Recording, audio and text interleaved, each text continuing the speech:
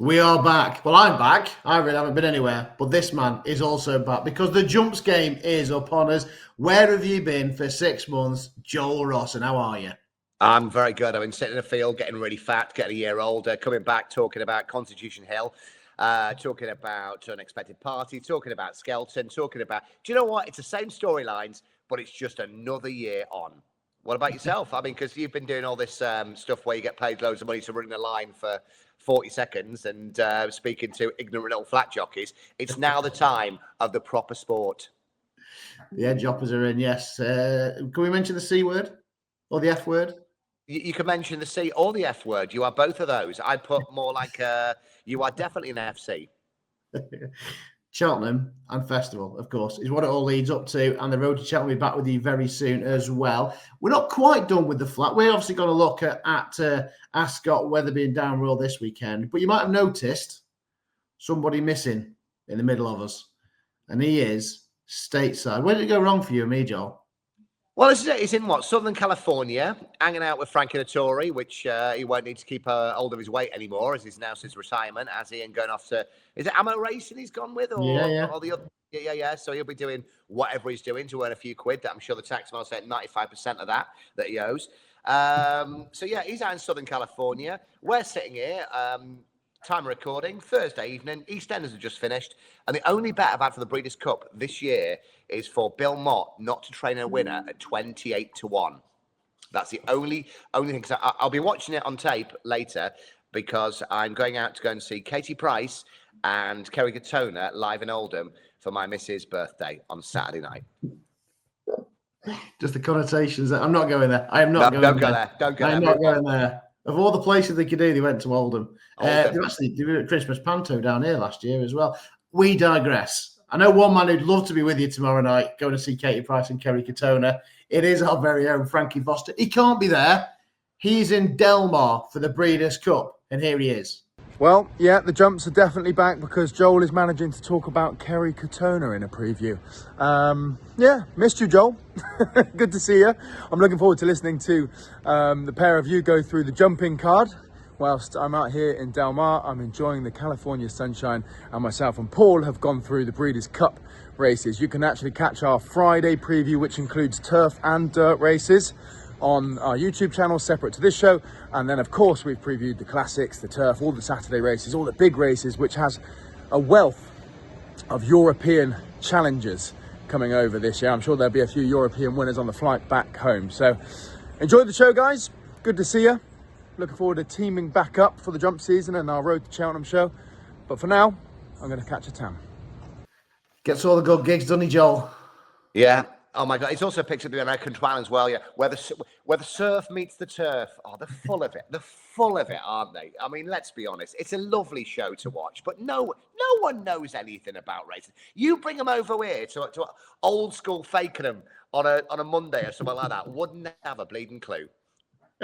Well, we beat them in Royal Ascot, don't we, when they come over? So, well, no, there is a separate Punters guide as well with Frankie and our very own Paul Quigley available on our YouTube channel. So head over if you want to get the download on all the stateside stuff. That is the place to go. We are concentrating on the head choppers, though.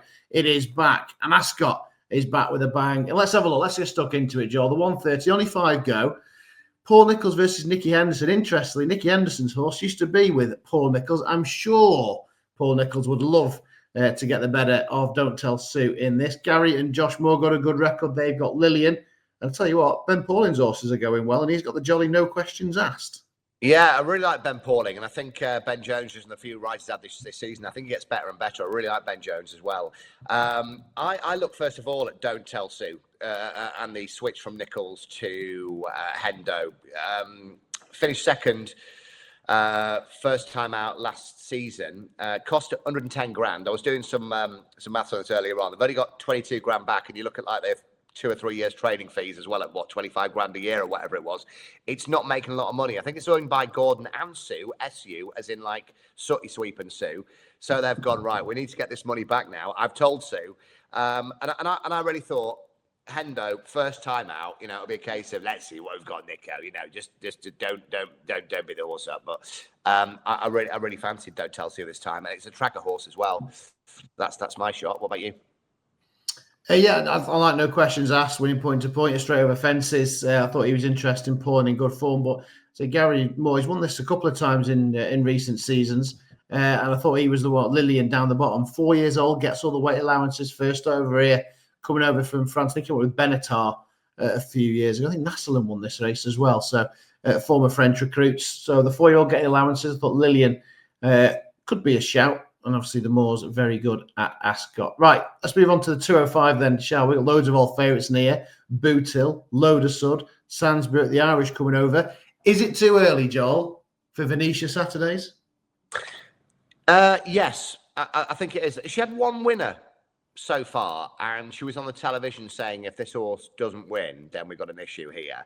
I think that's what she said. I think it's a bit too early for Venetia Saturdays. Did she win this last year? She did, didn't she? Yeah, Marta won this last year, yeah. Yeah, of course. Now, Le de Sud, I think the giveaway on this one is it's obviously going for a grand annual plot. That's my thoughts. And puts the kid on Tristan Durrell claiming the 3. So I think that tells you how that one's going to be ridden. I'm not sure why that should be the top of the market. But at the same time, a horse that got a lot of attention last year because it's not the best jumper is Boot Hill. He's won 2 years ago at Ascot. I was watching that this morning. He was held up by Johnny Burke and given a great ride. The Ascot form is really good. Appears to like Ascot more than he does everywhere else. And I thought Boot Hill at a price. I mean, I don't know what price it is now. Or the in a shock move, the Racing Post app's not working. I even pay for it as well. Bloody what a rip! But I'm not sure what price Boot Hill is at time of recording. But I thought I'd go with Boot Hill here. Brian Carper takes him out. Yeah, he's about 7-1 at the minute. Yeah, he loves Ascot, doesn't he? He's got a great record there. He has hit the deck 3 times in the last 6 starts. So there's that concern about his jumping, but off top weight, we know he's a class act. I agree. I can't really have Load of Sud off that mark here. I thought the Irish trainer, the Irish Challenge, even Special Cadeau, was interesting. A really good second last time out to a useful recruit in Westport Cove. Sprung a 66-1 surprise on his chasing David. Henry de Bromhead brings a couple over this weekend as well. And there's one of the same colours running at Down Roll, which is very interesting. Thought each way Special Cadeau. I do love Marta Tour. You know I love Marta Tour. He's 3 from 3 over track and trip. He's only £1 higher than when winning this last year as well, so he has to go into the mix despite, as I say, probably a bit too early for Venetia Saturdays, but this is one that actually doesn't mind the ground. Another competitive contest at 3:10 is a 2-mile handicap hurdle. Paul Nicholls has got a couple in here, in old favourites, Affadil and Faisal. I was taken with Alexi's second of the Welsh Champion hurdle, though, 3 weeks ago. And I couldn't take with him last year. He bolted up in a couple of novices, despite pulling like an absolute train. He has kind of settled a little bit. And I think a mark of 127, I think he'll be a lot higher in the end of this season. So for me, it's boring. It's the favourite, Alexi. Where did you come down on? Well, either between that and Ubetti for Twisties. Have you seen Tomer Kane Mitchell? I think he's running at like a 45-50% strike rate at the minute. Really good. I think we put Patrick Wadge a couple of years ago for one to watch, and he's been riding superbly well. And you know, as we've always said, you can see some conditionals who are riding, and you can see the claim in 5, 7, 10, 3, whatever. This lad's really, really good. Horse said it's wind done again. I am going to have to empty my tracker before the proper season starts because I have got about 200 horse in there. It is a tracker horse. And I thought Ubetti had a couple of runs as well. Ubetti for me. But it was between the two. I wouldn't go massively in on this race. It's not a race that I'll be massively going, well, yeah, got to have a go on this one. But between you and me, they're the two that I picked. I can't let you go moving on without doing your best, Michael Crawford. Don't even start. I can't do it today. Right, let's move on to the Sodexo Gold Cup then. There's 3:45. Always a red hot competitive handicap. 13 is set to go to post. All but 2 for gold. Tops the handicap. Surely the age of 12, though. Father Time is catching up with him, although Kimbe did win it last year. There's a few coming off, obviously making their seasonal return. Some have had a spin already. What did the Joel fancy come here in the 3:45? Well, we've got a hard cock in here, haven't we? Le Coq Hardy. in there as well. I looked at that, but didn't really fancy that. I was cool. Welcome back, everyone. It's right. Snipe's still in the race, and that's drifted. I think we're looking long term for this. Wait for the money to come. Oh, look, it's a Dan Skelton horse, and Tristan Durrell is on board. I really like Neon Moon in this race. I put a couple of stars next to it when I was doing my research last night. It's won twice on seasonal reappearance. Third in this last year. I think it was off 136. It's down to, is it 130 now? Yeah. And in that, last year lost a shoe. It was 4 lengths behind the ill-fated Chianti Classico, wasn't it? Chianti Classico. And I looked at it and thought, I like this. I like Jack Tudor. I like David Pipe. I'm not being all girly and going, I like the colours. But if there's any money for these colours, I really like this. Have you got a roundabout price for Neon Moon at time of recording? 7-1. Ditto. I agree with everything. Oh, really? You said. Yeah, I agree. Exactly that. £6 lower than when third last year. Obviously, yeah, clearly likes it here. David Pipe had a nice winner in these Brocade Silks as well, under Jack Tudor Newton Abbott earlier on in the week. And yeah, I agree. I'm going to mention Henry's friend as well, who won the Reynolds-Town here. Disappointing the last twice, but that one was in the Scottish Grand National, one was in the National Hunt Chase.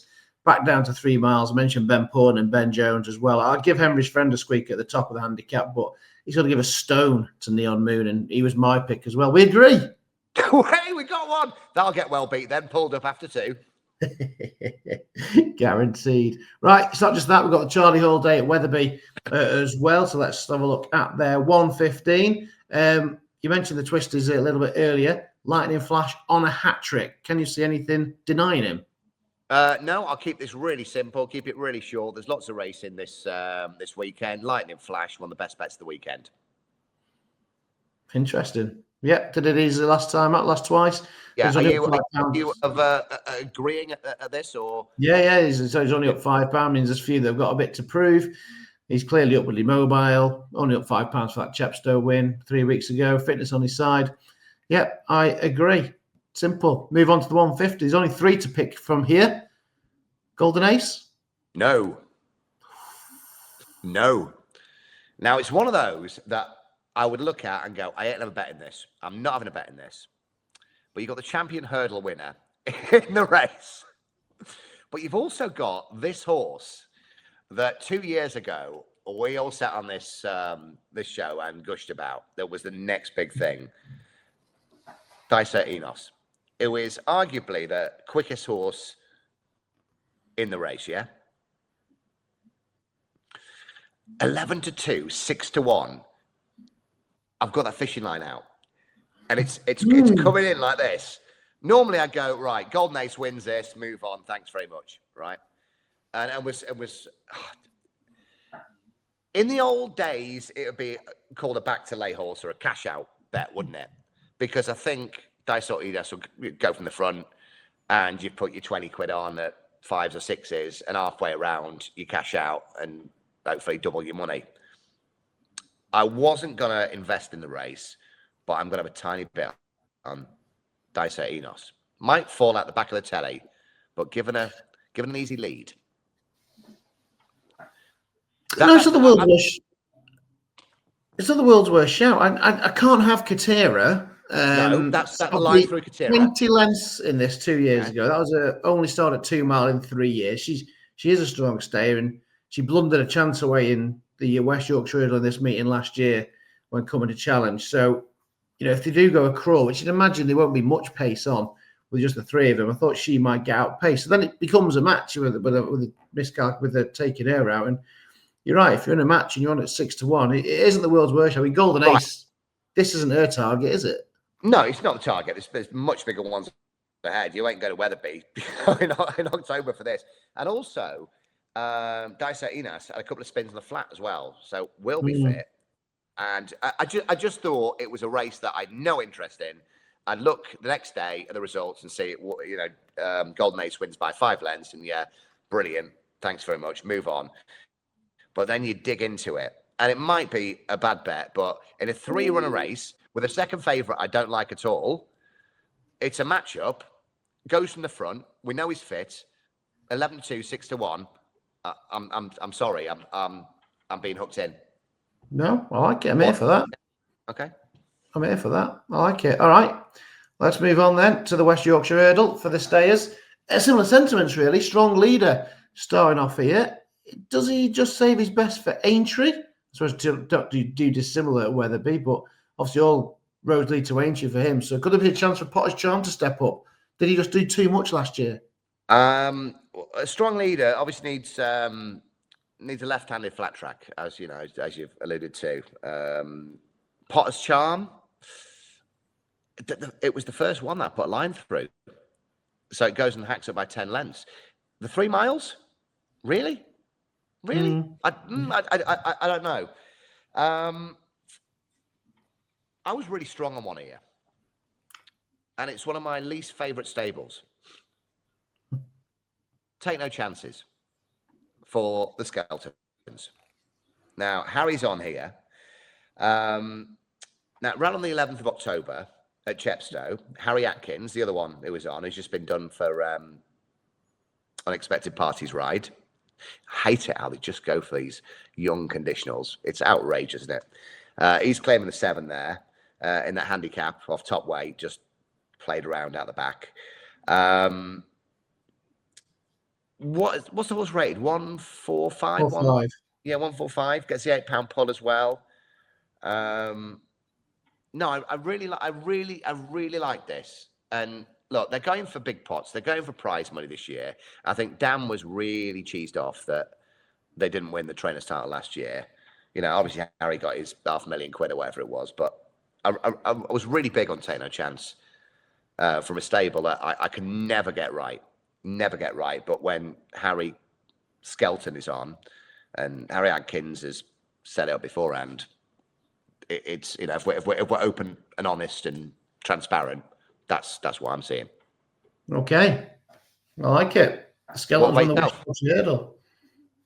I'm a massive Potter's Charm fan. You know, last year. I mean, about the 3 miles, but obviously he had a wind up over the summer. Big season ahead for him. If you can realise that earlier promise, the winning over obviously 2-5 at Cheltenham, he clearly looks like a stayer. So I'm hoping this small field is a good place for him to start this season out of novice company. I'd just be against it. I mean, it seems stupid being against Sean Bowen. Has he had 368 winners, has it, this season? I will just say, yesterday, Wednesday, he rode a treble. The only one I backed, he came second on. I think Lily Pincher. Was it Lily Pincher came down last? It arguably will be the best losing ride you will see this. You can compare him to AP McCoy at this. This horse did not want to jump a fence, didn't want to go a yard. I guarantee 98% of jockeys were given up. And if he'd have got there, that would have been ride of the decade. He is unbelievable. He's a cheat code at the minute, isn't he? Yeah, he is. He is unbelievable. The amount of punters that you see on Twitter going, right, gone to work, put my treble on, put my 4-timer on, got home, I landed. I think he is the best jockey I have seen since AP McCoy. And I'm not saying that because people are on it now. And I was a massive AP fan. I think he's unbelievable.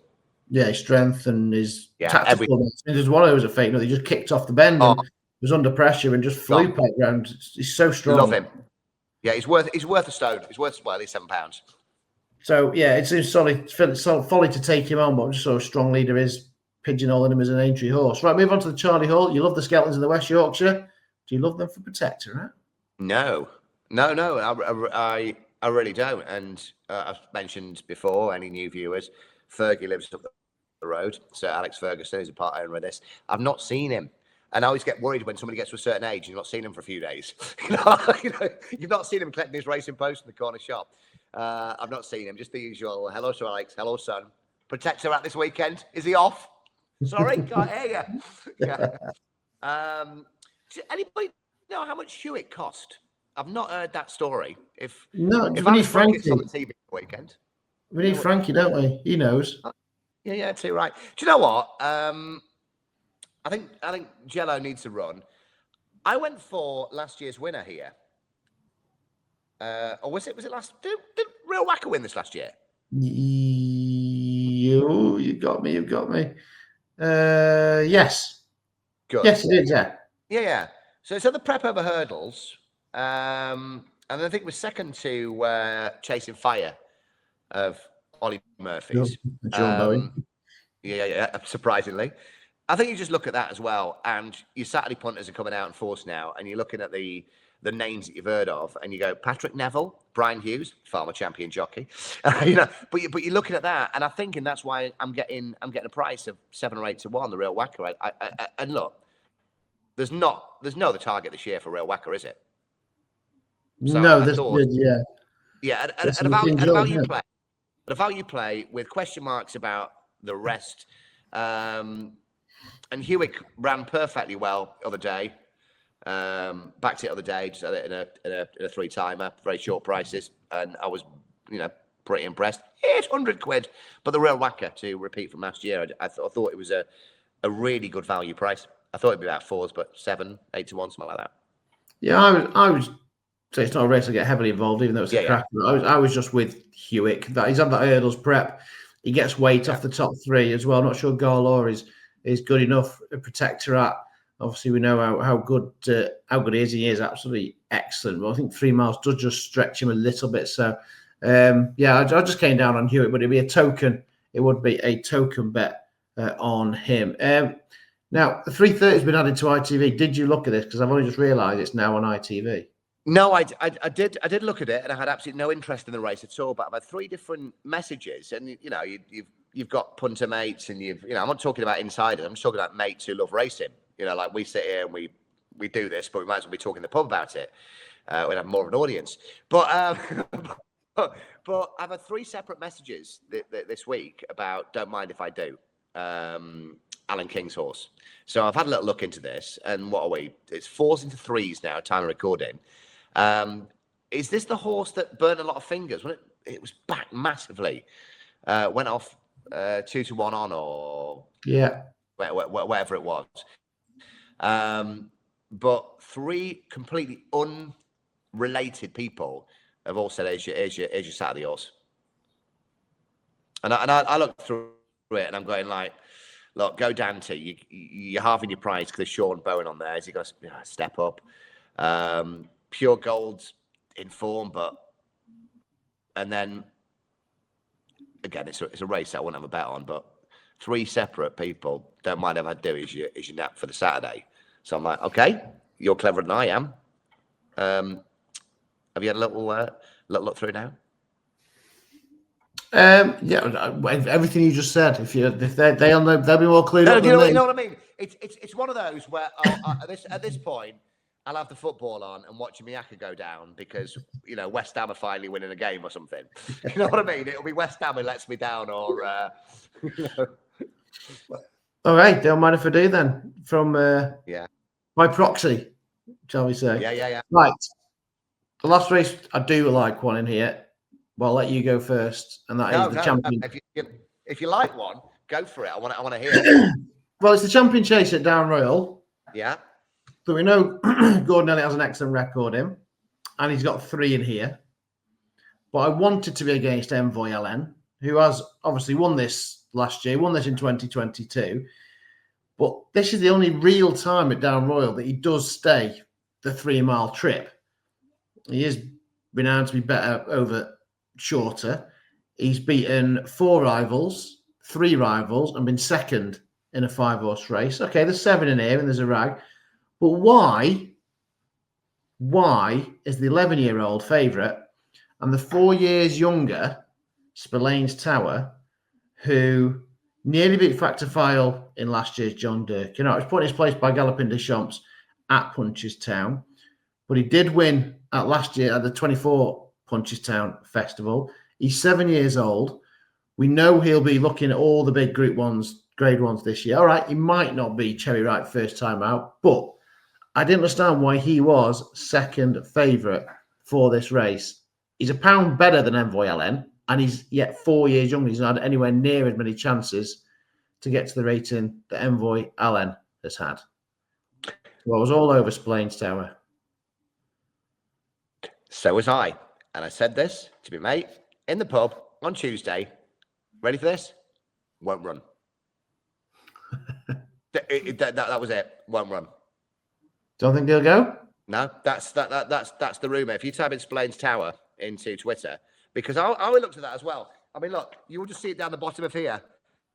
11-year-old, right? And I'm going for this. So I was trying to find some value, and I couldn't really. I came back to Gordon Horse with Sammy Ewing on Western Fold. Like on paper, not ratings.